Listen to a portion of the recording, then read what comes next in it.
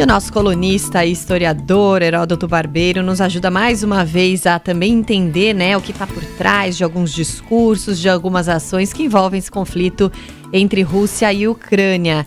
E ontem, né, a gente teve aquela decisão da ONU de condenar a Ucrânia, de condenar a invasão da Ucrânia pelos russos. O que isso significa na prática, hein, Heródoto? Bom dia para você.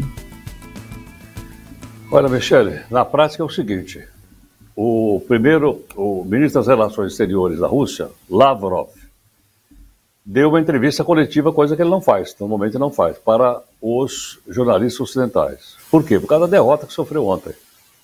Então hoje ele acusou os jornalistas ocidentais de fake news, de estarem mentindo, de estarem dando uma cobertura incorreta por aí afora. Mas ele teve que vir para falar, a entrevista foi feita em Moscou, teve agora há pouquinho, né? E o Lavrov, então, enfim, despejou tudo aquilo que ele está treinado para dizer, né? O Lavrov me lembra um ex-ministro das Relações Exteriores da antiga União Soviética, chamado Molotov. Aquele que dá nome àquelas bombas que o pessoal está usando contra os tanques russos hoje, Molotov, né? E o Molotov também passou por a história de uma maneira muito, muito ruim, né? Molotov foi um daqueles que assinou a repartição da Polônia, por aí afora. Mas, para que a gente possa entender, a gente está em casa, está no carro e tal, está conversando, né? O que aconteceu na ONU ontem? Um caso que há muito tempo não ocorria. A Assembleia Geral da ONU, e não o Conselho de Segurança, se reuniu, e eles, então, resolveram discutir se aprovavam ou não a invasão da Ucrânia. 141 países votaram contra, inclusive o Brasil votou contra também, 141. Na ONU tem 190 países, 189 países por aí, quase 200 países. Não é 193? E ele tomou, então, uma lavada, em termos futebolistas, foi uma goleada, 141. Né? Claro que muitos países votaram por pressão dos Estados Unidos, pressão da União Europeia, por aí afora. Mas o que é interessante lembrar é o seguinte: alguns países, eles se abstiveram. Abstiveram quer dizer nem sim, nem não, muito pelo contrário.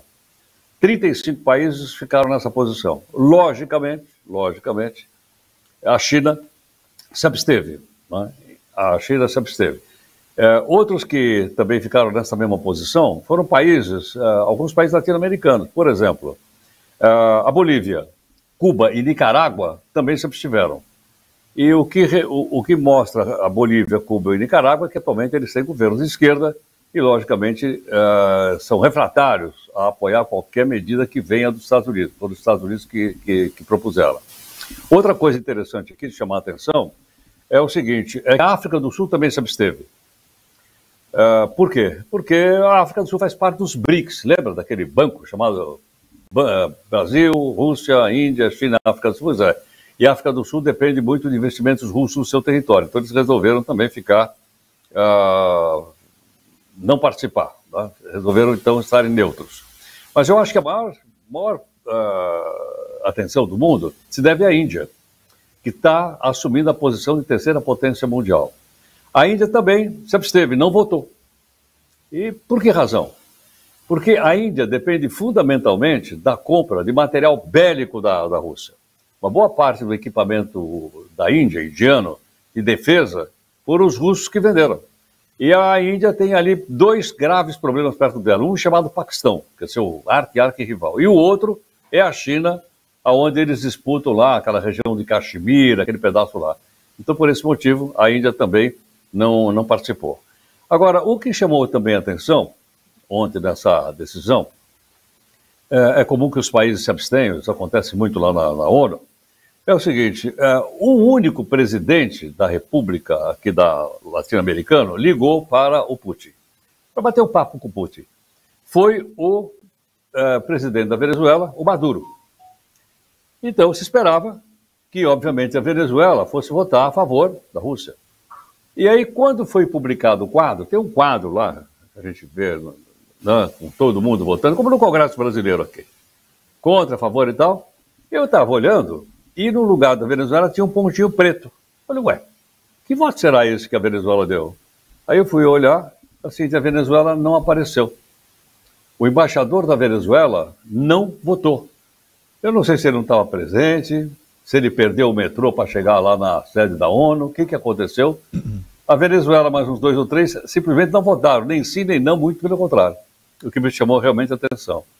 Agora, essa lavada, ela mostra então que essa guerra ainda vai ter outros lances dolorosos aí pela frente, né?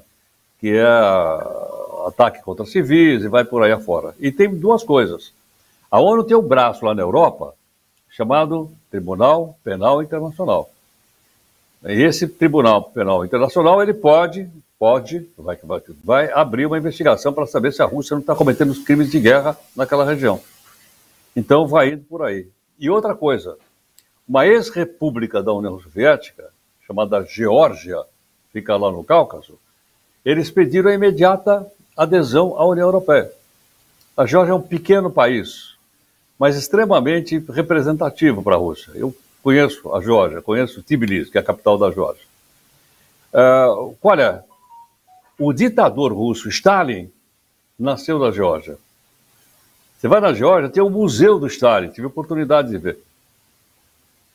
Então, a Geórgia agora pediu a sua participação na União Europeia. E mais, todo o pessoal que acompanha a aeronáutica já ouviu falar de MiG, MiG-15, MiG-21, MiG, M, vem de Mikoyan, que foi o cidadão, foi o engenheiro aeronáutico da Geórgia que desenhou o MiG-15 e depois toda a sucessão de MiGs que a gente ouve falar aí no noticiário internacional. Então a Geórgia seria muito representante, a Geórgia, né?